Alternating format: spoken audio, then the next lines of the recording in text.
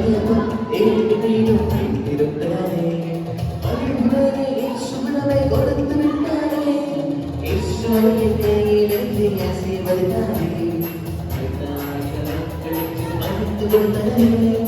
ஈஸ்வரன் கையிலிருந்து ஆசீர்வதித்தாரே 5000 மக்களுக்கு மன்னித்து கொண்டாரே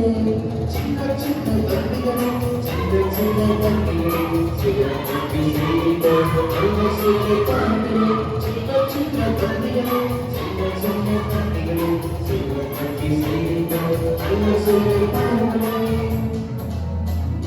அனைவருமே அறிந்து கொடுக்க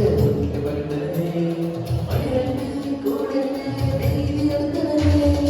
என்னை கொடுத்த சிறுவனை போல உன்னை கொடுப்பாயா